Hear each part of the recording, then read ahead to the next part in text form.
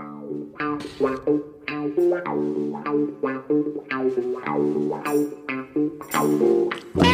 to this week's edition of the TSS podcast with myself, Rob Carless from Bob's Books, and of course the legend himself, the man that we're all here for, Shaun Teale. How are you doing this week, Shaun? I'm good, Rob. How are you?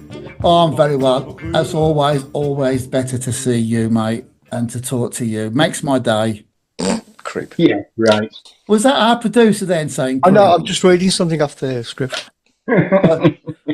Yeah, was you looking at Radiohead's? That's it. Yeah, something yeah, like right. that? Yeah, I thought as much. And how are you doing, Chris, our producer? I'm good. I'm getting back to fitness now. I had a bit of a chest infection last week. God, it hurts.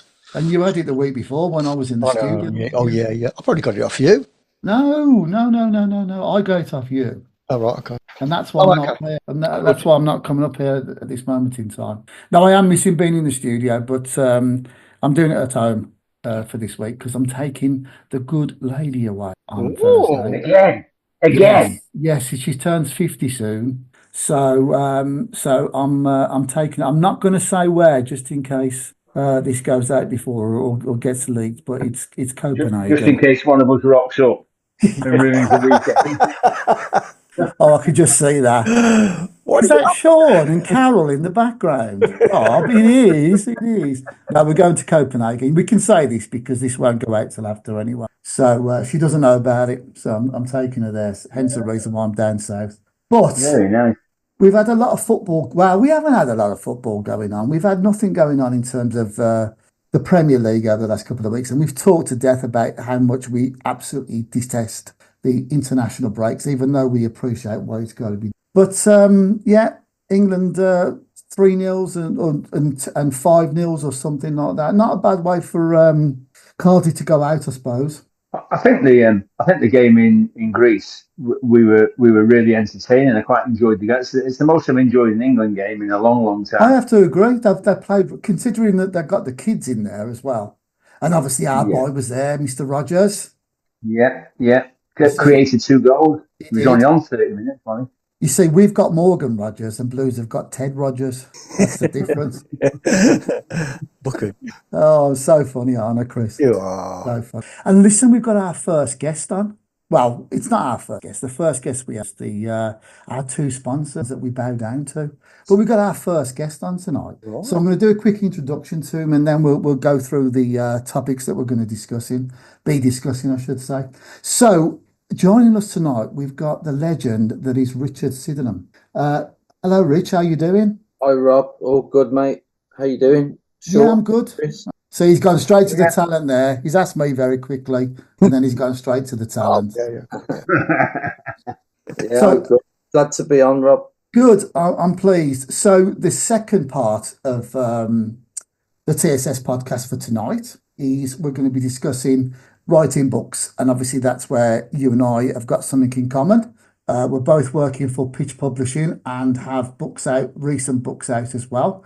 But we're going to be talking about yours tonight, and obviously there's a tie-in with Mr. Teale on that one. So that'll be the second thing we discuss. And we're also the last part of tonight is that we're going to be discussing who we'd have on our Mount Rushmore of footballers. I heard it on TalkSport a few weeks ago, and I thought, yeah, this would be quite nice. So we'll finish our little segment tonight with that. But news of today is that obviously Morgan Rogers has signed a new contract for Villa, which is really good news. Keeps the Wolves at bay, and also as well, it looks like Frank Lampard is going to take the Coventry job. He's in advanced talks with them. So that's been the big news on Sky Sports. And that's a good lead into our first segment for tonight. So making way for the arrival of Frank Lampard is obviously the news that Mark Robbins was sacked a couple of weeks ago. Now, it comes as a shock to a lot of Coventry fans, and I think it came as a shock to many football fans in general as well. So they had Dave King, who's the chairman of Coventry, and he was talking to all the fans first and foremost, which I thought was really good that he came out and explained the reasons why. And he was also on TalkSport on the White and Jordan show as well. So he gave a good insight as to why he felt the need to cut ties with with Mark Robbins. Now, when we look at it, what a great career he's had at Coventry. You got to go back 10 years when these guys were in the fourth division and looking like they could be going out of business. He takes over in 2017, gets them into the championship after a few years, gets them to the playoff finals. And last year, which was the real killer for them, was the fact that they lost to Manchester United in the FA Cup semi-final. And that was the game where it probably turned on its head for Mark Robbins, because he'd got a great assistant with him. I call it the assistant manager, but obviously he's head coach these days. And that is Adi Vivash. And basically they had a bit of a fallout. And Doug King from Coventry picked up on that, and that he's not been able to get in a number two for him since, and they've now decided to cut ties completely with him. But it got me thinking. Obviously, this Adi Vivash, I don't know too much about him. I think he's been with Reading and Chelsea. He's never managed the club, but he's been an absolutely fantastic, second in command and has had the respect. But from what I can tell, he's not a yes man. And whether or not that played on Mark Robbins or they've been working together too long, I don't know. But, let's talk about Mark Robbins first and foremost. Shaun, what a great career he's had as manager of Coventry City. Yeah, I mean, Mark's done really well. He's structured a team to play a certain way. They play the game the right way. They pass the ball well. They look to attack every option they get. And you're right. It was a big shock to the football world, I think. Yeah. Does he deserve a Premiership club now? He's been in and around the lower leagues and he's done well for teams. Does he deserve? I mean, obviously, it's not going to be a top six club or your top eight or whatever. But can you see him actually going to a Premier League club? I mean, I suppose that would be the argument. Where would he go? So, would he even be interested in the likes of a Southampton or one of the struggling teams? Because at the end of the day, if he takes that and they go down, then it's on his CV that he took them down. When, he'd probably be better with a Brentford or someone like that who are mid-table. But those jobs aren't going to come up by the looks of it. Thomas Franks isn't going anywhere now. Same at Fulham. He's not going anywhere. So, I think it'd be difficult for him to get into the Premiership. I think, and this is no disrespect to Coventry, I think he's more likely to get a bigger Championship club. What are you thinking of there? Are you talking a team that? I mean, he's took Coventry into the playoffs, but are you looking at a team that does it year in, year out, gets very close to and have got a big fan base as well? What kind of club are you thinking of there? I think that's more so what I'm thinking of. I mean, again, Leeds is probably out of the question. But you've got your likes of Sunderland are doing well. They're a big club. It just depends who's available at the time and at the end of the day, who gets sacked. So there's probably 8 or 9 clubs in that Championship could be pushing for a playoff spot or promotion this year. Probably more. And, and I would think he'd be looking at one of those. I would think if he's going to go straight back in, he may choose to have a bit of a rest, a holiday, a bit of time at home with the missus, and because as we all know that there's huge pressure on managers these days. I mean, you only have to look at Jurgen Klopp, who walks away from Liverpool. Whoever walks away from Liverpool, if you get sacked, you get sacked, but you don't walk away. Yet he did. Yeah, stating he was tired and he needed a rest. Having said that, he didn't stay out of football very long. Yeah, very true. Well, that's another story for another day on that one there. I hope he's back in football sooner rather than later, because I think he was a good little player and he's a very down to earth manager, and I like his approach to stuff. If Villa was in the Championship and his name come up, it'd be certainly a player that I'd be happy to have in there. But he's actually gone back to Coventry twice this week. He has, but he's gone back this week because he's got a doctorate or something like that at Coventry University. Oh, okay. Okay. But you are right, Chris. He has been there a couple of We had a times. hasn't he? 4-year gap. We have to. I think Yeah. people forget that he had a 4-year gap, and I mean he didn't do that brilliant. Where was it? Huddersfield and somewhere else, Scunthorpe was it? He didn't do that Yeah. brilliant, and I think he's Well, level. when Frank makes a mess of it, Chris, he'll be back in. Yeah, yeah. Well, you're talking about championship, a couple of seasons. Where could Mm. You just never know, do you? Here's one for you, Chris. Okay, so Blues come up this season, which could looks like it's going to happen. Chris Davis wants to take a Premier League club and gets a chance of a Southampton or something like that. Would you take Mark Robbins? Would you be happy with him? Not really. No, I don't. I don't think he's got that good credential, really. Even though he's taken, Coventry. Yeah. Coach. Okay. No, I don't think anybody at the club would take him either. No, they've got too much money. They want somebody big. Listen to the Birmingham City. I'm sorry, but it's the way things are going now. Oh, here we go. Here we go. So, Rich, you was a journalist in a previous life. Did you have many dealings with Coventry City? Yeah, I used to cover them back in the mid-90s when I was a bit of a rookie. I think the managers that would have been at Coventry at the time would have been Big Ron, and then Gordon Strachan took over from Big Ron.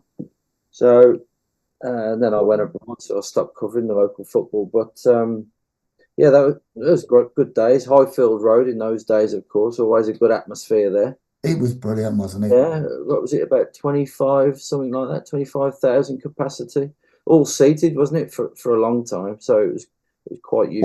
What was the pub they had by the away end that it used to go? Was it the Mercat or something like that? I can't remember exactly what it was, but yeah, it was in a very intimidating ground to go to, like a lot of them in those days.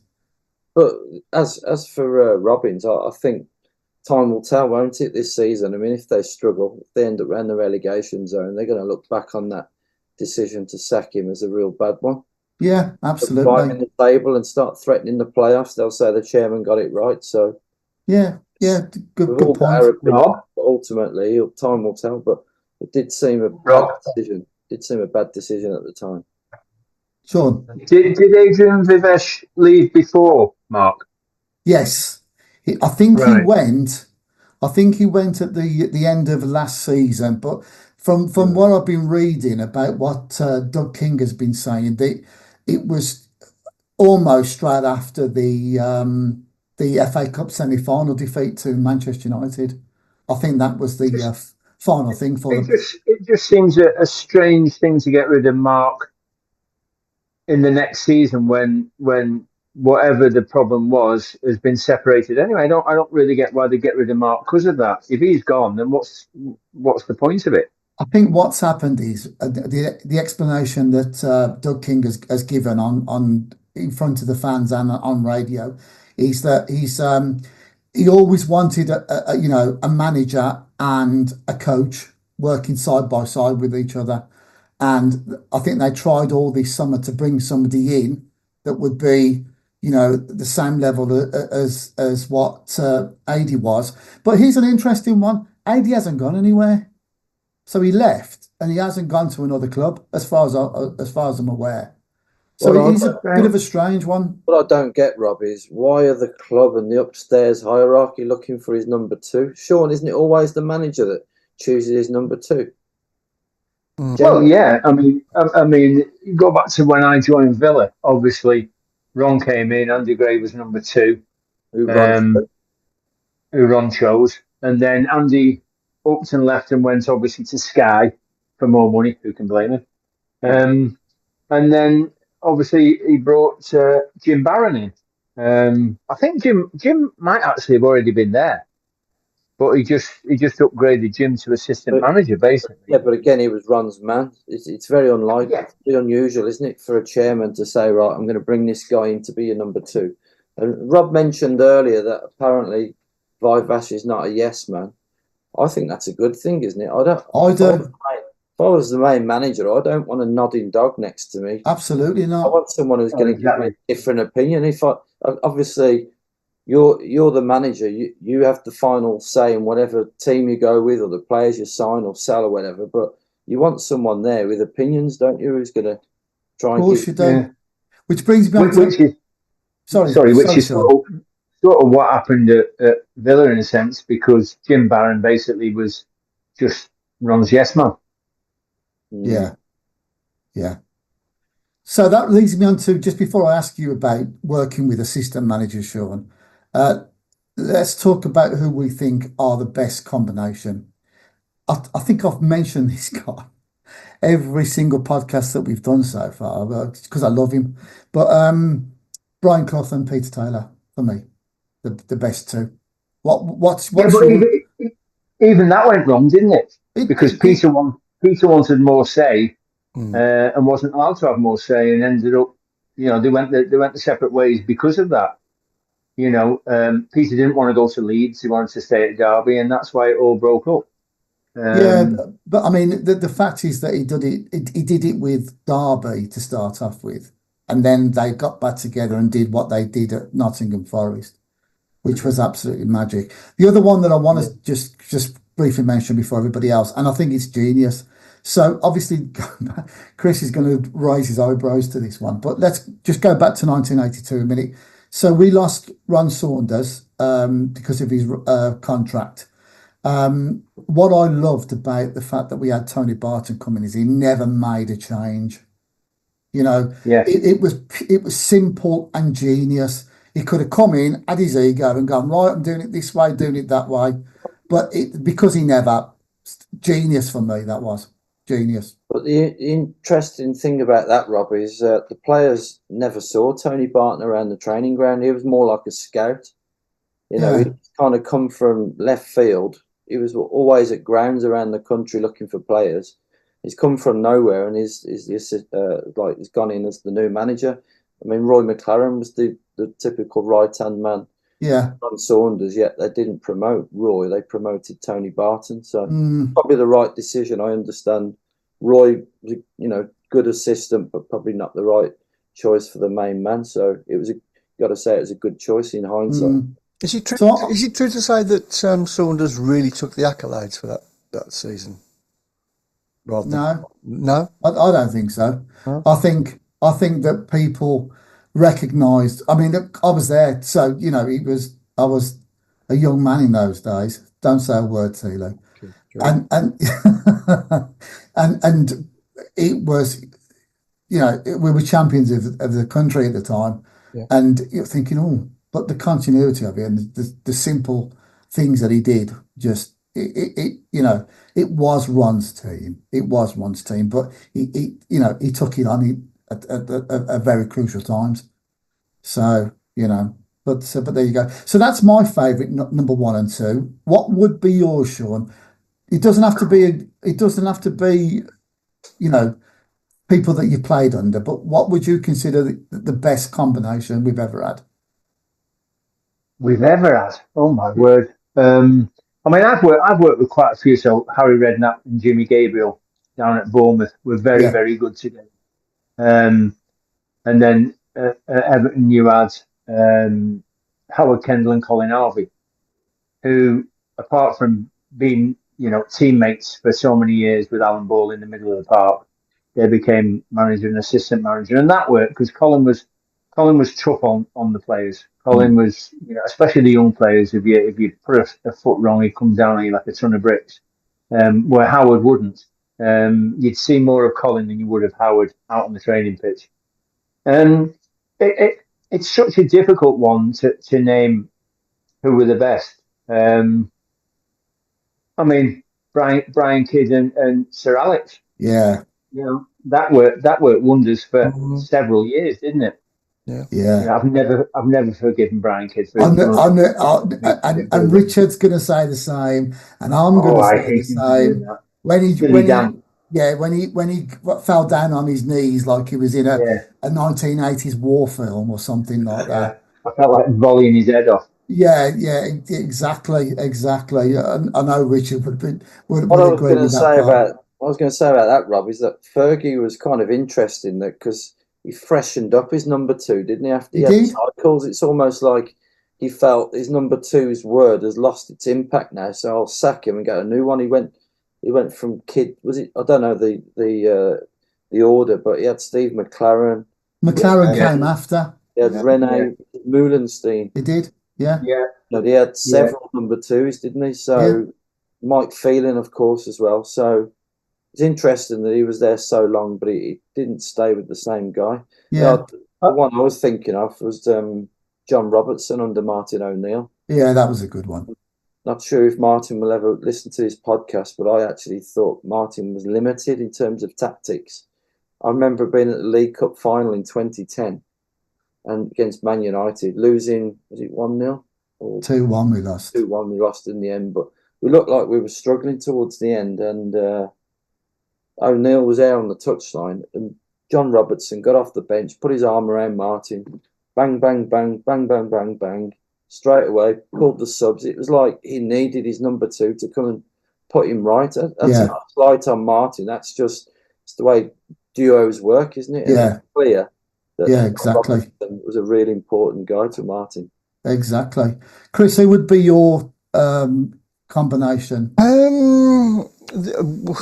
Springs to mind Mourinho with was it Clarkey? Steve Clark? Yeah, that was a good one in they 05. they got a few cup runs together, didn't they? A few cups. Yeah, they did. Yeah, that's a good choice. Yeah. That's a good choice. So, Teale, this is one for you, and you played the game at a fantastic level. See, I'm being nice again there to you. What's he Right, that's 2 nights on the trot now, I've done it. I can't believe it. Right, so what does an assistant manager do? We see them on that Saturday, Wednesday, Tuesday, whatever, on that touchline. What is the role of the head coach stroke assistant manager using old money? I think for a lot of clubs now, the actual first team manager as such doesn't really sort the training out. I think it's the assistant manager that plans the daily schedules. There will be certain managers, obviously, that are still fully hands-on and do what they want to do all the time. I'm sure when Dean Smith was in charge at Villa, his assistant did most of the work because he was such a good coach. His name's left my head at the moment. And I can't help you with that one because I can't remember. Craig Shakespeare, yeah. That's the one, yeah. And if you listen to the players, after Craig passed away, if you listen to the players, your Jack Grealish and all them kind of players, you listen to all the nice things they said about him as a coach and as a person. I think it's difficult because you can't get too pally with the players, even as an assistant, because at the end of the day, you've always got to answer to the manager. But I think he found the right bargaining chip with the players to get the best out of the players, especially in that run we had where we went so many games unbeaten and shot up the league and ended up going up, obviously. And I think he was a huge part of that. Yeah, good call. Did when you was manager of Burscough and the other non-league clubs that you managed, did you depend on your assistant managers?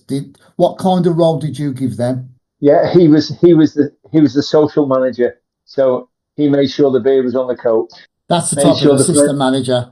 That's the type of made sure the pints were in after the games on the bar.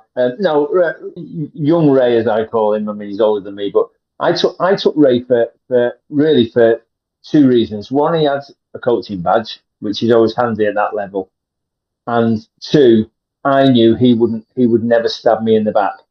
Yeah. So he would never be looking to get the job behind my back. And he was amazing. That year we won the FA Trophy. He was amazing because he could walk in a dressing room and have them falling about laughing within seconds. And I just think to relax the players, it worked perfectly. You get, and I'll go back to Ron. Ron was quite serious in the dressing room to a point. Yes, he'd tell his little quips and this, that, and the other. But his assistant manager was the one who went around telling everybody what was expected, in a sense. So there's the serious ones and there's the more friendly, amiable ones. We had a fitness coach at the time, Roger Spry, and if anything, Roger was the one that the players would go to if there was any issues. because you wouldn't get anything out of anybody else. But Roger would always back your corner. If he thought you were right, he'd back your corner, and Yeah. he'd go into Ron and speak to Ron about this, that, and the other. And the lads had utmost respect for him, because whenever he put a session on, and it was a slog session where we ran. Nobody ever moaned. Well, maybe Dalian, but Dalian moaned about getting out of bed in the morning. So, but the rest of the lads would just head down and get on with it. Yeah. And that doesn't always work that way. You've got to have respect, especially as an assistant. Managers have respect because they are the manager. But if you're not a good assistant and you haven't got the respect of the players, I think you're struggling from day one. Yeah, you're talking about there Ray Stafford, who was your assistant manager. I had the pleasure of interviewing him for your book, and what a character he was. So I can see exactly why he was a good assistant manager for you. So talking about books, done your autobiography, so which has been out for a year or so now, in good bookshops and also bad bookshops as well. I love saying that one. But the reason why we got Rich on is that Rich used to be a journalist, as he described himself there, and has also written some great books on football and cricket, to where he's also an agent within cricket as well. So I've read a couple of your books and also your last one as well, which is called Nobody Remembers Second, which came out on Pitch Publishing a few weeks ago. Rich, do you want to give us the background as to why you wrote this book, mate? Yeah, this little beauty here. Look at that. He's even got it ready for us. It's just to remind myself what I'd done, actually. Well, a few of the Villa fans might remember I wrote a book about 5 or 6 years ago called Ticket to the Moon. Now, that was pretty much about from the early 70s to the mid to late 80s, culminating in the League Championship winning the European Cup. It was like a rise and fall journey. So that was a very exhaustive book, all about that journey. And a lot of people asked me after that, well, is there a sequel? And I spent so much time on that. I kind of laughed it off and thought, are you joking? Aren't you? I've just spent far too much time on that book. But as the dust settled, I started to think, well, if there was a sequel to that, it's probably that period from the late 80s through to the mid 90s. Obviously, the two seasons that people will remember most will be the two runner-up seasons, 89-90 under Graham Taylor and 92-93 under Big Ron. And although it wasn't ultimately a really successful era for Villa, I mean, we had that League Cup win in the end under Ron and Shaun, obviously, but it was a lot of people's favourite time. They loved the football we played in, Graham Taylor and Big Ron. Obviously, there was Venglos in the middle, but we'll skate over that one. But even I personally, I'd be about 16, watching Graham Taylor's team try to win that league. I mean, Graham Taylor had a reputation for playing boring long ball football coming from Watford. I don't think that was very fair. I saw some of the most vibrant, exciting football I've ever seen at Villa under Graham Taylor. Obviously, he liked get it wide, Tony Daly, pace to burn, Alan McInally, and then replaced by Olney and Cascarino. Obviously, great defenders. It was a fantastic time to watch the Villa, and then massively changed. I'm sure you'll ask more questions, but that team evolved quite differently than under Big Ron. It's just good times, and I thought it's a great story to tell. Why didn't we get over the line? Why didn't we win the league both times? And hopefully I've answered those questions in the book. I've read it, and it brought back some great memories of the 89-90 season and the 92-93. I think the difference, and I think this is put in the book as well, Rich.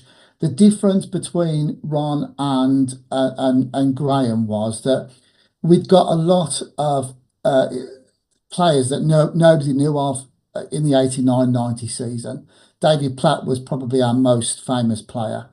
And obviously we had Cowan's Mark II had come back to that. But by the time we got to Ron, we started to buy some players, didn't we? Some name players. Yeah, well, that's what I thought Ron gave initially. Obviously, big personality, got the Man United pedigree. but you can't knock Graham Taylor because he was. Oh, no, at all. I know you're not knocking him, but I'm just saying there's a lot of journeymen in that team that Yeah, were massively overachieving to come second in 89-90.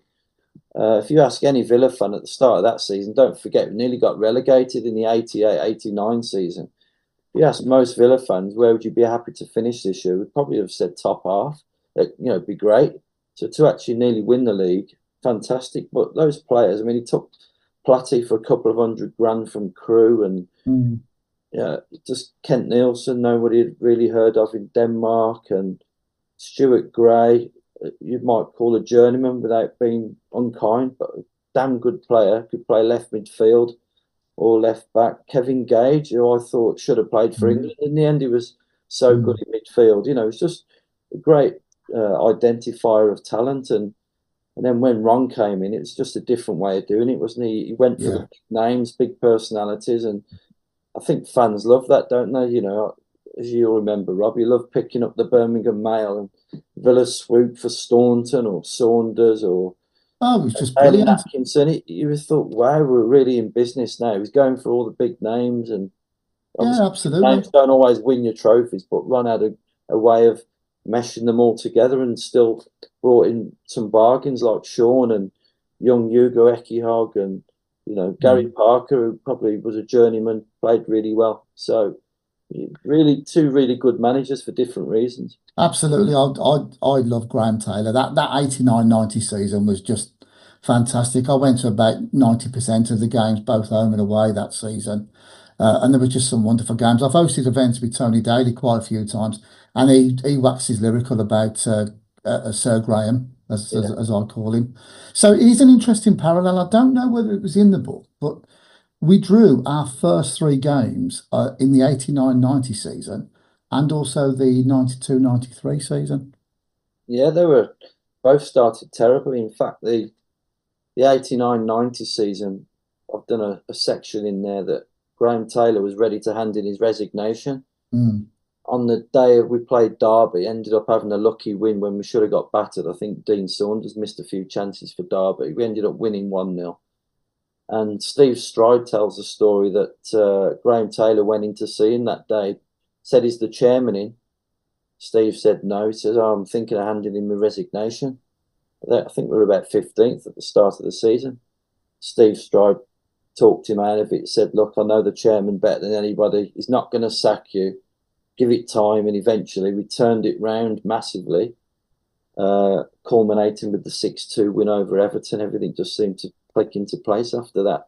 So, yeah, I mean, that was probably a big reason why we ended up doing well, the longevity of keeping Graham there. And like you said, we started badly under Big Ron as well. I think we were lower mid-table after the first month, wasn't we? And I think the signing of Dean Saunders, Shaun will tell you as well, but the signing of Dean Saunders was a huge lift. Just a goal scorer coming in like that. Would you say, Shaun? Yeah, definitely. And I think not just Dino coming in for his goals, but Dino giving us the energy in the team, because all of a sudden Davian started firing on all cylinders and looked a totally different player. We had Yorkie was coming in on the back of those two. So going forward, I mean, at the back, we were pretty much settled anyway. Obviously myself, Paul, Bill Barrett and Stan Stoughton. So that was pretty much settled. I think Ron struggled with the midfield early on in that season because he wasn't sure whether to play Gary Parker, or he had Ray Houghton there by that time. He'd got Andy Townsend more or less on the back of that. So, he had a strong midfield, but I don't think he ever knew when to play Ray Houghton, for instance. Ray really didn't feature that much in that season. He was in and out of the team all the time. If we lost, it was though it was Ray's fault because he'd be back on the bench. That's tough for players to take. When it's always aimed at them. Again, we still had Tony Daly. We have Froggy on the other side as well, who come through the ranks. So when Froggy was flying when he came in, so attacking wise, we had so much attacking ability. It was a bit unreal, and Even Yorkie was top scorer the season before when we came 7th, and then he didn't feature as much, did he, the year after when we came 2nd? So, like you say, the squad strength was really coming together. You could have chose between York, Houghton, and Daly on that right side, couldn't you? Yeah, definitely. And that used to happen quite a lot. If Tony came off, it would invariably be Dwight would go on and take that position. I mean, we beat Forest at home. I will mention it. I scored an own goal after 12 seconds. Oh God, you've got to see it. He's Messi-esque the way he does it as well. It's the best lob Spinksy never got to. But we ended up winning the game because he switched it and he brought Dwight on, and Dwight changed the game for us that day because Dwight's dribbling ability and running with the ball was probably second to none at the club. Maybe Dalian was up there with him. But Dwight could go past players like they didn't exist, even given Tony's pace. Pace wasn't always the answer. Sometimes it was the trickery that got us in. And I think he scored that day, actually. I think Dwight ended up scoring and we ended up winning the game. Had a bit of a spell at Blues as well, didn't he, Dwight? Doesn't like to talk about that, though, Chris. No, it was absolutely dire. He doesn't like to talk nice about Villa either. He did play for you, lad, didn't he, for about a season? Yeah, I don't think it was quite a season, but yeah, he did. He came from Blackburn, didn't he, if I remember? Yeah. So, Rich, what out of all those games in the 89-90 season and the 92-93, which ones stood out for you in both of those seasons? When you wrote that, the chapter about, that particular time, which games really interested you in the ones that you wrote about? Definitely the 6-2 in the 89-90 season. I remember being there as a young lad in the Holt End. It was a Sunday afternoon, live on telly. Obviously, there wasn't many live matches in those days. Bonfire night. Yes, bonfire night, yeah. We were 6-0 up. I remember, this is a typical Villa fan, isn't it? He was never happy. I remember walking away from that game frustrated that we'd let them score 2 at the end. I mean, how many fans should be frustrated after you've just beaten a team that was league champions 2 years earlier, 6-2, but we were 6-0 up and there was 2 silly goals at the end, but fantastic win. But Paul, as I've said in the book, Paul McGrath had the worst of his problems for a month before that Everton game, in and out of rehab and a lot of problems, and he felt he owed Graham Taylor a debt of gratitude for bringing him in, and his form suddenly went through the roof from that game when the back three of McGrath, Nielsen and Mountfield came together. That was a big part of that team. So the 6-2 game was a big memory. I think in the 92-3 season, the game I guess I remember most would be, was it 4-2, Shaun, Liverpool? I think it was 4-2. Yeah. That was Dino's debut, wasn't it? I mean, it was written in the stars that Dino didn't want to leave Liverpool. He was top goal scorer for Souness the season before, broke records in Europe. He sells into Villa, and then he goes and makes his debut against Liverpool, scores 2, couldn't stop scoring that season. I mean, that was a huge turning point for Villa. Definitely. There was a good assist from you on that day, wasn't there, Shaun? You assisted a Liverpool player that nearly scored a goal. And he's never thanked me to this day. I made him famous and he's never thanked me. Setting the scene on that, Chris, just so you know, remember the Ronnie Rosenthal miss when he rounded our keeper and hit the bar? Yeah. It's one of them. Yeah. It was Shaun that messed it up, basically. I'm not or passed it to him. But, Shaun, tell everybody what you was calling him on the way to try to catch up with him. He was questioning. I was shouting everything at him. I was just shouting silly things because I was just hoping he'd fluff it. And of course, if you watch the video of it back now, as the ball hits the bar and comes out, I'm still running the other way towards our goal, and the ball flies past me. And it was like such a relief. So it was just one of them mad moments in football. You don't get that many of them. Not to that extent, anyway. I mean, I can name a better one than that. Gary Parker missed one for Villa at Norwich in that season from a yard out and put it wide of the post when it Yeah. was easier to put it in. How we missed, I'll never know. And we ended up losing the game. And that in essence probably was as much cost as the title as a lot of the other games at the end. Yeah. Yeah.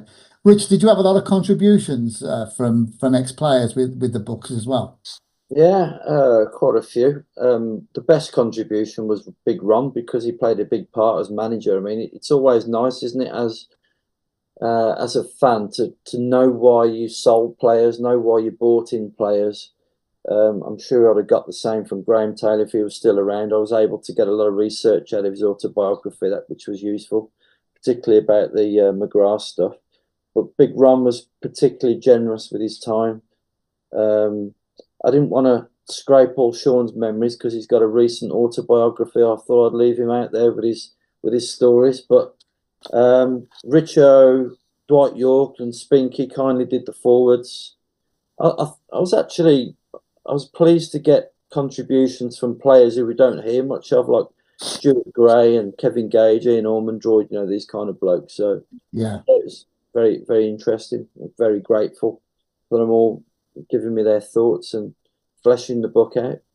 It's a really good book, Rich. I'm not just saying that because you're a mate and we do Villa books and things like that. It is a really good book. Thanks, Rob. Took me down memory lane. And I love Ticket to the Moon as well, which is probably one of my favourite books. But you've released it via Pitch Publishing, our big publishing house that we both work with.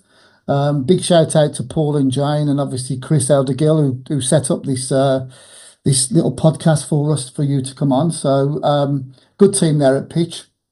Good people. Yeah, good people. Work very hard, get loads of books out there.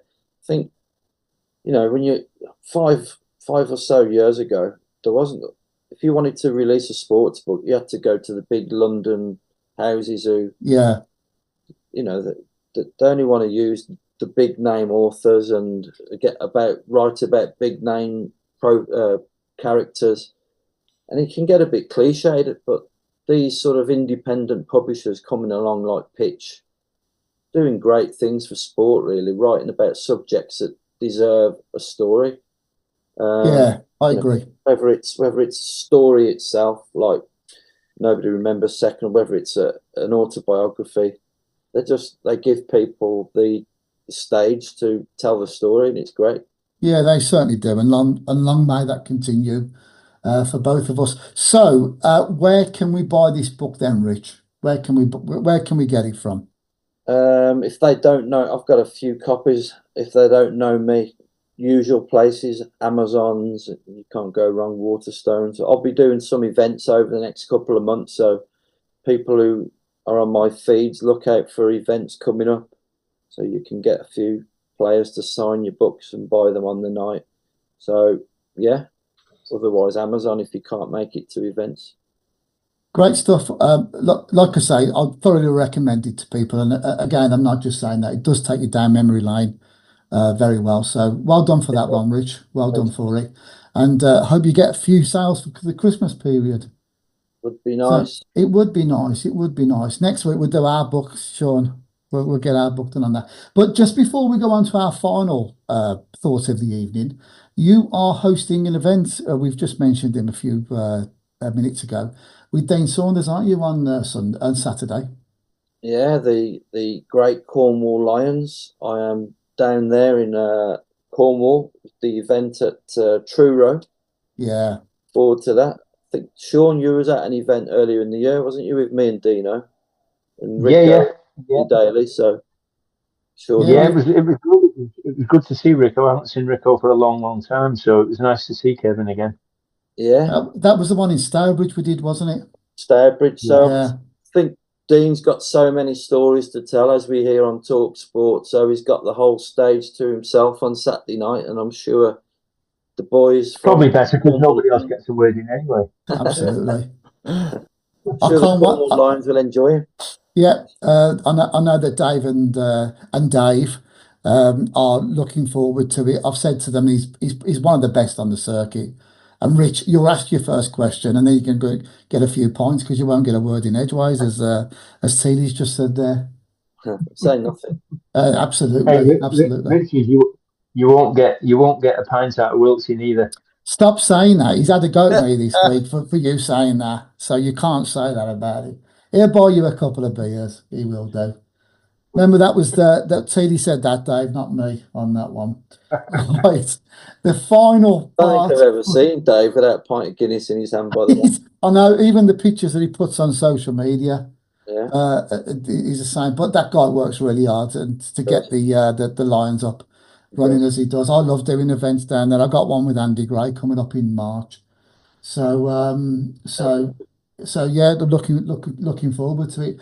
But the last one is obviously it's been a bit of a political thing in America over the last couple of weeks. Don't think we need to go into too much detail on that. But one thing that TalkSport did, and I thought would be a good idea for us to do it, is take your four best players that you would put into Mount Rushmore. Now, for those that don't know, it's basically a place in South Dakota where they've got four of the main presidents carved into the mountains there. So I thought it'd be a good idea to discuss our football ones, right? It can be the team that you support. It can be the team you play for, Teale, players that you played with. But yeah, your four players that you would have in Mount Rushmore. I'm going to have a bit of a quiz right at the end of it, and that's open to all three of you on this one. So, without further ado, the man of the moment. Rob, are these players that you've seen live? Yeah, I'm lifetime. I'm going to say in our lifetime. Okay. Right, that you might not have seen them, in the flesh, but they've been around during our lifetime, basically. So that is the only caveat that we've got there, right? Okay. So, Mr. Teale, over to you. Who would be your four people? Well, I'd start straight away with obviously my old centre half partner, Mr. McGrath. And I don't think I need to explain that to any Villa fans that are watching why I picked him. He was, as Richard mentioned before, he's had his demons, he's had his problems, but you could guarantee he put that shirt on, and very rarely did he have a less than 8 out of 10 performance out of him. So Paul would definitely be my first. I'd also stay in that team and I'd pick our captain, Kev Richardson. Very underrated, very unassuming, but as a captain, did exactly what a captain should do. Controlled what was going on the pitch for Ron. Made sure everybody was doing their jobs. And if you needed a bollocking, you certainly got one off Kevin. And then I'd probably jump quite a distance and go to people like probably Wayne Rooney in his pomp when he first went to United. He was more or less unplayable for a while. Nobody could really get near him. He was out there on his own for quite a while. And then as a last one, I'd pick probably one of my adversaries, and that would be Alan Shearer. And really, I mean, I could have gone with the likes of people like Klinsmann and people like that, but you knew if you were playing against Alan Shearer, you were in for a hell of an afternoon. But it was also enjoyable playing against him because you knew if you clumped him, he'd clump you back, or vice versa, he'd clump you first and then you clump him back. Never really moaned about it, just got on with it. To him, as it was to me, it was just part and parcel of the game. If I had to go through him, I had to go through him, end of. I didn't think, oh, it's Alan Shearer, I can't kick Alan Shearer. It never bothered me. But if he had to leave an elbow in your nose or in your eye or some other kind of challenge, he didn't care. As long as he got on the end of that cross or the end of that pass and got a shot in or scored a goal, then he'd done his job. Was he the type of player that you could, you end up having a fight on the pitch? Is he the type of player that you could have a drink with after the match? That's difficult because really, obviously, at that time we had the players' lounge, and a lot of the time the away players didn't really come into the players' lounge. So, I mean, I would imagine so. He always comes across as a good lad, as one of the lads you could stand at the bar with and have a pint, certainly. And don't forget, in my day, there was plenty of those that would stand at the bar and have a pint with you. It wasn't really an issue. It's not like today where, they're ushered away out the ground. They don't have a drink. They don't do anything really nowadays. Must be boring being a footballer now. Yeah, you've picked some great players there. So over to our guest, Rich. which would be your four players that would make Mount Rushmore? Okay, so Robert, I chose one neutral player who was nothing to do with Villa, just a player I loved to watch, and that was Paul Gascoigne. Yeah. Whether he was at Tottenham, whether he was at Rangers, or even in Lazio, remember the old Italian matches that used to be on Channel 4? I used to love what if Gazza was playing, I couldn't go out, got to watch it. And I remember him coming down Villa Park with Tottenham. He used to come to the edge of the goal area and ask the keeper to roll it out to him. He was actually behind the defence, always wanted the ball, and he would just dictate everything. He had great skill. I mean, as good as the game it is now, midfield, too many midfielders to me just knock it square all the time. It can be quite boring. Gascoigne went through people who went past two or three players without even trying. So he's one of them. Three Villa people on top of him. My little asterisk was I couldn't touch the 81-82 team purely because I can't separate them. They were all such a good team. I can't choose Cowan's above Morley or Shaw or Withy and all that. So I've left them alone. My three Villa players, Paul McGrath, reasons like Shaun's just said, he was pretty much man of the match every week. You know, it was so good. And he was in a good team of good players as well, but he was just a cut above everybody else. Fantastic. And I was really pleased that he was able to have two fantastic World Cups in 1990 and 94, which showed him bossing it at the level, which was the global level. So if people ask me your world 11, I always put McGrath in, and he's proved it. He was at that level. So McGrath for that reason. Jack Grealish would be in it. Whether Villa fans love him or loathe him now, I'll always love him. And I do. A fantastic entertainer. I think Pep Guardiola's ruined him at Man City. He's become a shadow of himself. Runs back, knocks it square. Maybe he's doing what Pep's asked him to do, but I feel really sorry for him now to see him like that. But at Villa, I remember him. He would just glide past people, made things happen. I think when he was injured, Villa used to lose a lot. Dean Smith heavily relied on him, so Jack would be there. My fourth one might raise a few eyebrows, but one of my personal favourites from my childhood was Mark Walters. I loved his skills. He used to do this little step over thing. I always used to try and copy him in the playground at school, and scored two famous goals, one against Spartak Moscow and one against Northampton in the FA Cup. And when Tony Morley left, he came in and did a great job for Villa. Unfortunately, he only won the Super Cup. Probably won a bit more, but a great player. Loved him.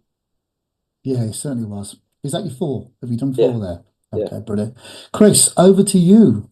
So I'm going with head rather than heart, bar one.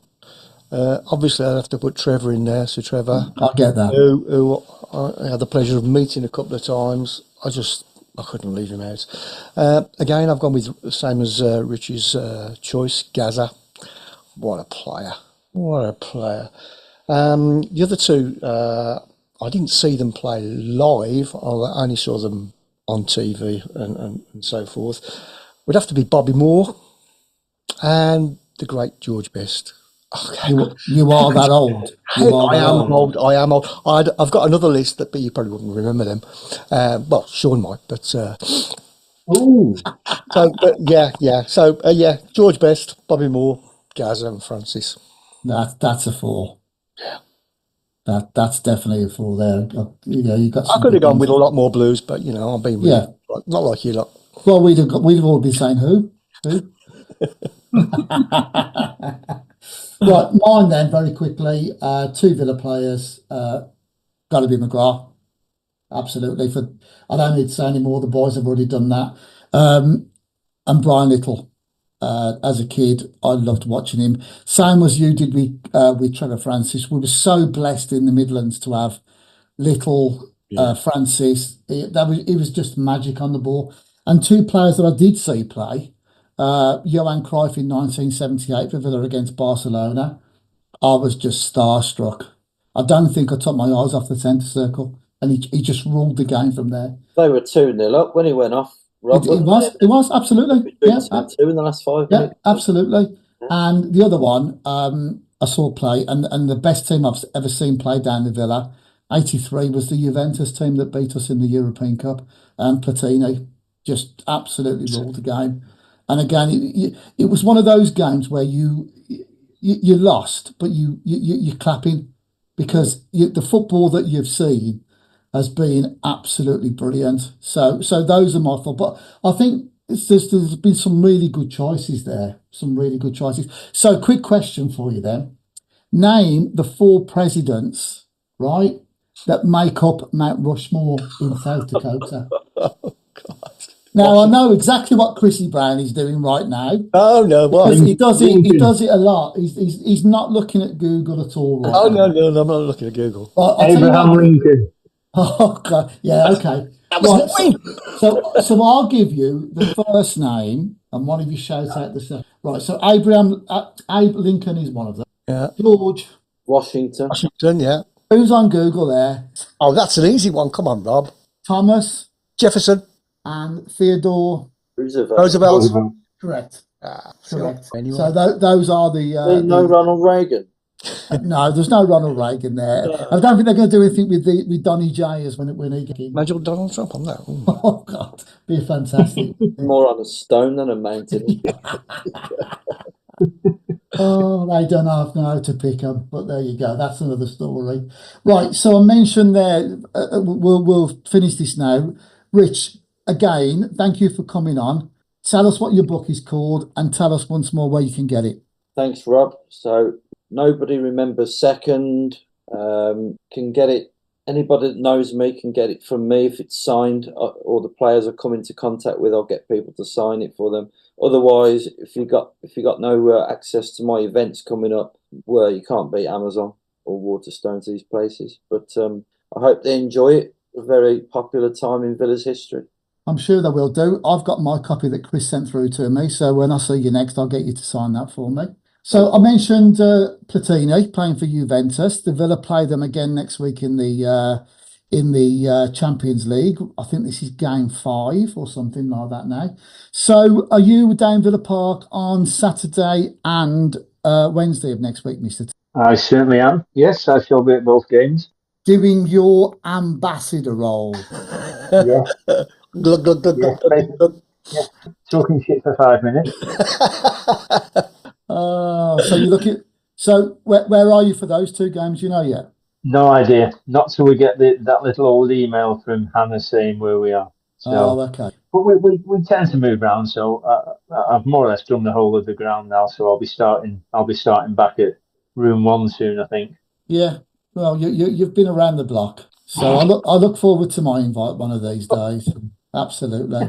Try getting the spare. Hey, try getting the spare ticket. They're like rocking horse. Well, there will be these days. There will be these days. And Chris, who are the Blues playing this weekend? Obviously, this you'll play it before the show goes out next Monday on the 25th. But... Yeah, they're away.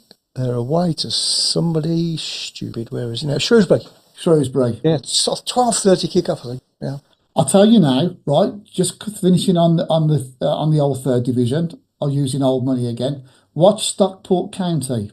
Because they've got they've got our boy playing for them, Louis Barry. Yeah. Really good player. There's talk that Tottenham are interested in him. I want to see him back at Villa, but they could. They're my dark horses to come through. I know they're 6th at the moment, so you got to watch out for them, mate. Yeah, no, we don't fear no one. Hey, Chris. We fear no one. Chris, new manager at Shrewsbury. They might get a new manager bounce. You might be in trouble. Oh, is it Gareth Ainsworth? Oh, yeah. I've not been to the new ground. I've been past it and been in the Alders next to it, but I've never been in the new ground. I just remember the old Gay Meadow.